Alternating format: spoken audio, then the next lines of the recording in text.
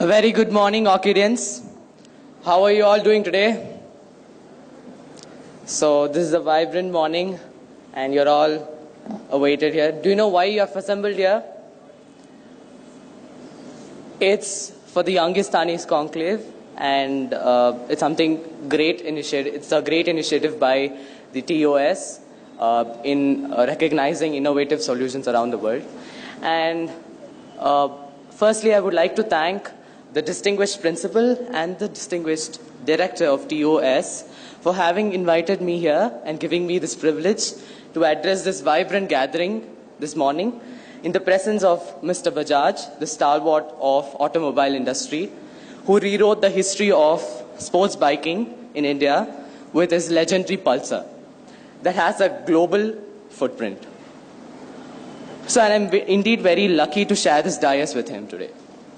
I'm also very blessed to be standing here in a school where Dr. Kalam, the epitome of wisdom and benevolence, had set his foot on 5 years ago. Today, I'll be sharing with you insights of how I invented a device to detect silent heart attacks from merely a small idea. So when I was 13, my grandfather succumbed to a silent heart attack. So when the disease hits so close to home, I knew I needed to learn more. So I went online to find answers for this. So using the internet, I found a variety of statistics on heart attacks, and what I had found shocked me. So can we have the next slide, please? So over 85% of all heart attacks go unnoticed just because they cannot be diagnosed due to the lack of absolute symptoms. When someone has less than 2% chances of survival, that means less than two people out of every 100 has a chance of survival. Can we have the next slide, please? So why are we so bad at detecting silent heart attacks? The reason: today's current modern medicine is a 60-year-old technique and it's non-proactive. But also, it's extremely expensive, costing roughly about rupees 5,000 for a TROP-T test and more than 1 lakh for a medical treatment post a heart attack, which is certainly not an option for low-income patients. In addition, a heart attack is a non-symptomatic disease. Your doctor would have to be ridiculously suspicious that you're prone to a heart attack to give you a blood test. And for example, when a patient is admitted to a hospital, for instance with a chest pain, doctors draw blood and test for a standard biomarker called troponin, which can indicate cardiac ischemia or oxygen deprivation in the cardiac muscle. However, a critical flaw in the blood test is that they are totally ineffective in the detection of silent heart attacks, which often occur with ambiguous symptoms, if any at all.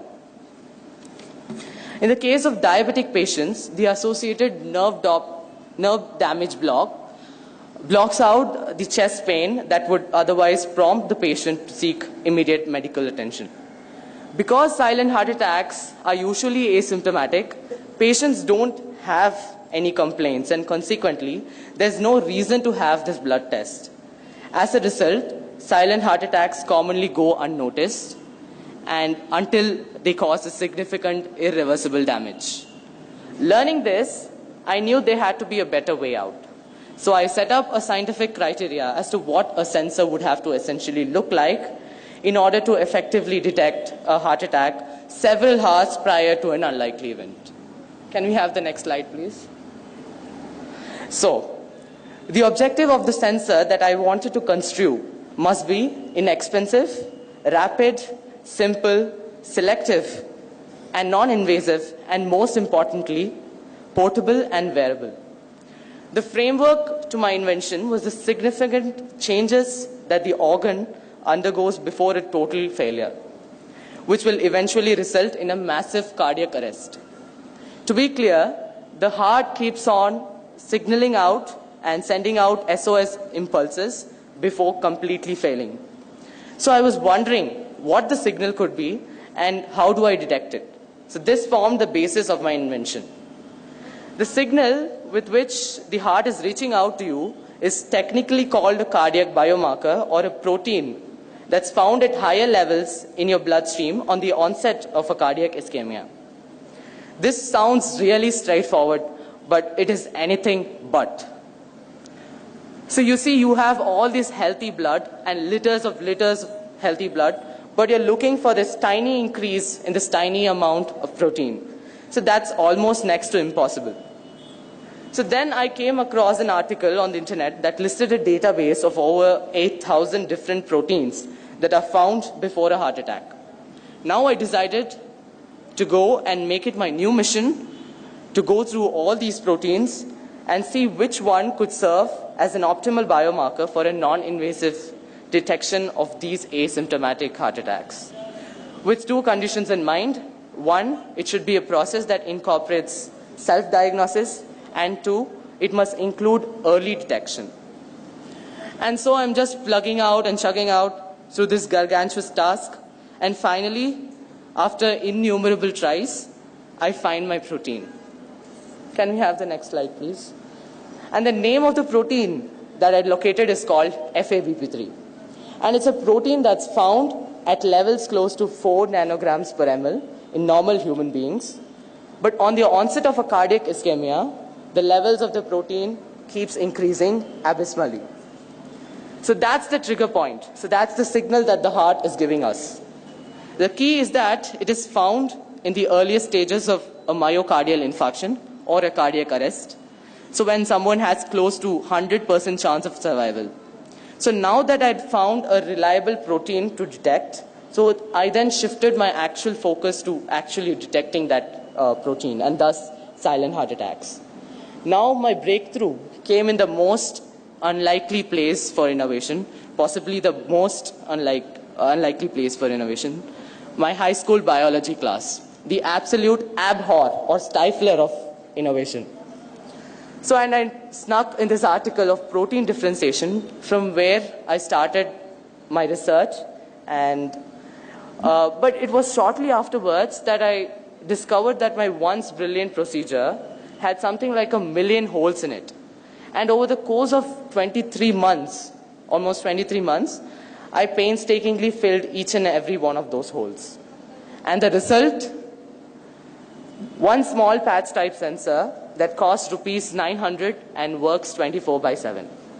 Can we have the next slide, please? So this is the patch. This is the patch type sensor. So, and this makes it about 200 times faster, over 5 times less expensive, and 100 times more sensitive than the current standard of detection. So how does it work?